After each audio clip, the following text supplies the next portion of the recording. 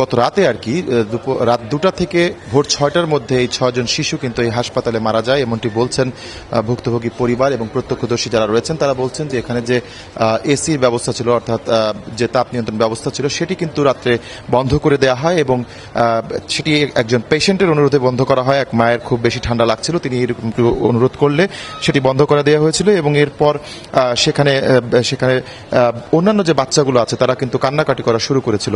তো কান্নাকাটি করা শুরু করার পরে তারা কিন্তু নার্সদেরকে জানায়, নার্সদের জানানোর পরে নার্সরা তাদেরকে একে একে আইসিইউতে এনআইসিইউ যেটি রয়েছে নিউনেটাল ইন্টেনসিভ কেয়ার ইউনিট সেখানে নিয়ে যায় এবং সেখানে চিকিৎসাধীন অবস্থায় অনেকের মৃত্যু হয়। তো এই ঘটনায় আসলে নড়ে চড়ে বসেছে প্রশাসন, হাসপাতাল কর্তৃপক্ষ, তারা নিজেরাও হতবাক কিভাবে এই ঘটনা হয়েছে সেসব বিষয়ে তারা আসলে অনুসন্ধান শুরু করেছে। এরই মধ্যে সিআরডির ফরেনসিক টিম সেই নবজাতক ওয়ার্ড এবং এনআইসিইউতে কিন্তু তারা আলামত সংগ্রহের কাজ করছে। এখান থেকে এরই মধ্যে বেশ কিছু আলামত তারা সংগ্রহ করেছে।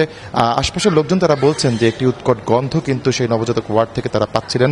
আসলে এটি কিসের গন্ধ, এসির পাইপ লিকেজের নাকি অন্য কিছুর, এইসব বিষয়ে আসলে যারা বিশেষজ্ঞ রয়েছেন তারা কিন্তু তদন্ত করছেন। এরই মধ্যে আপনাকে জানিয়ে রাখি যে আদ্দিন হাসপাতালের নবজাতক ইউনিট এবং এনআইসিইউ যেটি রয়েছে এটির কার্যক্রম বন্ধ করে সিলগালা করে দিয়েছে স্বাস্থ্য অধিদপ্তর। এখানে স্বাস্থ্য অধিদপ্তরের মহাপরিচালক যিনি রয়েছেন তিনি কিন্তু এসেছিলেন। তিনি এখানে আসার পর আমাদেরকে যেটি জানিয়েছেন যে এই ঘটনা তদন্তের জন্য 3 সদস্যের একটি উচ্চ পর্যায়ের কমিটি মন্ত্রণালয় এবং স্বাস্থ্য অধিদপ্তরের সমন্বয়ে এবং হাসপাতাল কর্তৃপক্ষের সমন্বয়ে গঠন করা হয়েছে। এই কমিটি আগামী 72 ঘন্টার মধ্যে কিভাবে এই শিশুরা মারা গেল সেসব বিষয়ে অনুসন্ধান করবে তারা আমাকে জানিয়েছেন।